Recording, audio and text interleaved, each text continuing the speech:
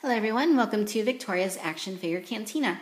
Today we're going to be having a look at the Square Enix Play Arts Kai, the Dark Knight Trilogy Catwoman figure. I love this figure. From head to toe, I think she's just gorgeous.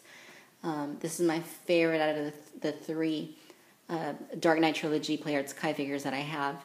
I think she's just absolutely well done. Visually, she's very aesthetically pleasing once again.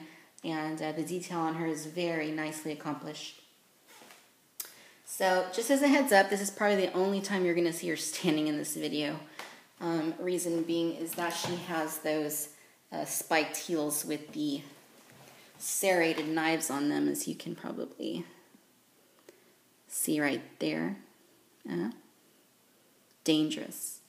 Again, her head sculpt, very, very pretty looking figure.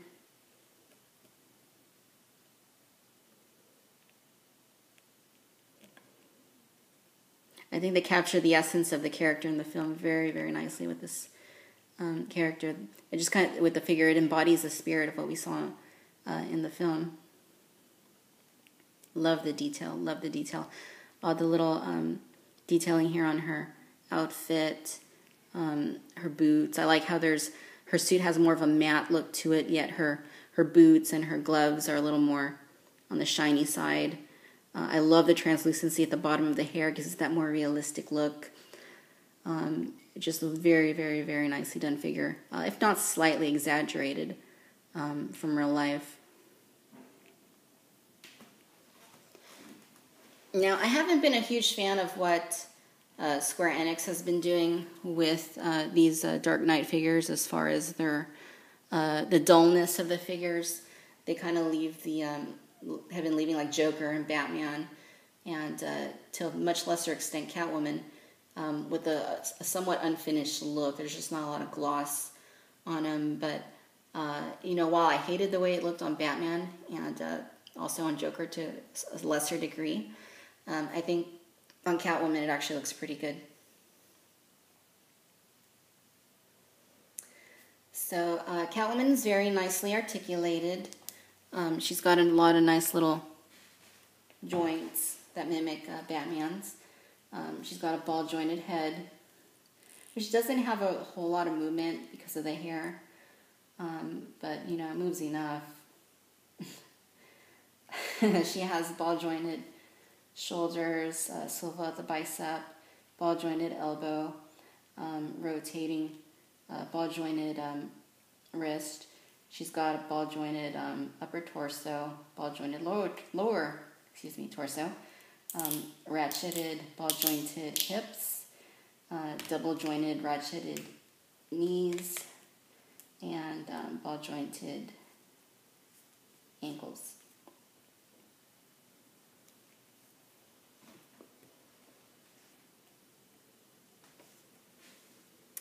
As far as accessories go, Catwoman has this pistol, which she brandished in the film before getting it kicked out of her hand by Batman. It's a nicely done little pistol. There's not really a whole lot to it. And she also has 3 extra hands. Furthermore, you also get an alternate head with Selina Kyle. You get this extra head with the goggles down and removable hair, which also has the neat translucency effect to it. I absolutely love that effect. That's just one of those really small touches that, could have easily been overlooked, but, they got it right the first time, which is nice. So yes, Catwoman's head is removable. It's actually her hair, very interestingly, that snaps onto the ball joint. You can take off her hair, replace it onto the ball joint. It's a little hard to get on. And then put her regular head on if you like. Kind of gives her a much more neutral look, which is also very nice. Or you can remove that head and fit her with the goggles down. Look.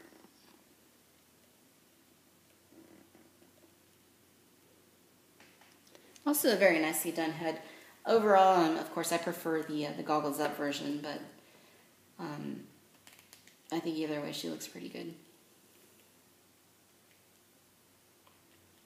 So, yes, I said you probably are going to see her stand at the beginning of the video because the spiked heels make it very hard for her to stand. In fact, I've had her standing on my bar for a couple weeks now, and it looks like her heel is actually starting to maybe flare out a little bit more. I don't know if I'm imagining that. Wanted to mention also that there is little movement in her toe, but it's very, very minimal and almost serves as no purpose other than to just be an extra unmovable joint, which is really the only unmovable joint on her since everything else moves quite nicely. As far as her box goes, very similar to Batman's. It's a nicely done box. It's got a nice picture of the figure on the front.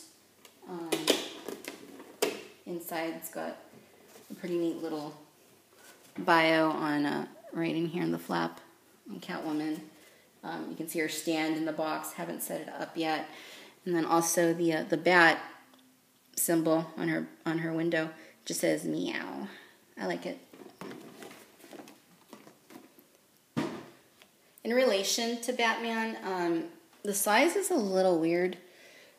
I think Batman's maybe a little bit too big, it would seem. See if she'll stay leaning on his cape. Yeah, Batman's a little too large for Catwoman. I'm not quite sure why they scaled her so small in relation to him, but if you've seen the movie, you obviously know that they're out of scale. If you think back to that kiss they had toward the end of the film, yeah, Catwoman almost looks like an adolescent next to him.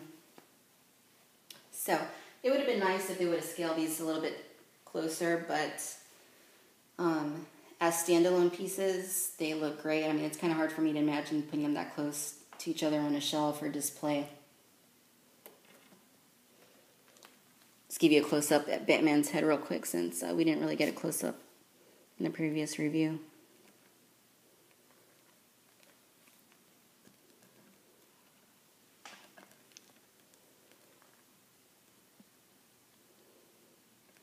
His skin is actually a lighter color than the regular release, which looked like he had maybe a Hispanic or Middle Eastern background.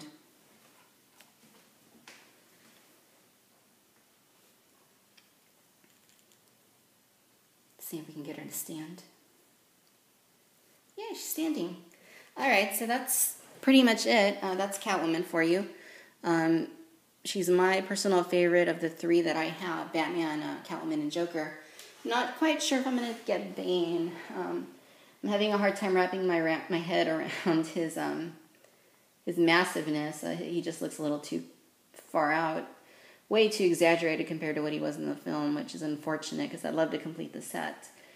So, I don't know. Maybe I'll get it. Maybe I won't. Who knows? But yeah, that's the Square Enix PlayArts Kai Dark Knight Trilogy Catwoman figure. She's number 3 in the series. Next, we'll be having a look at Joker. Thanks for watching. Take care.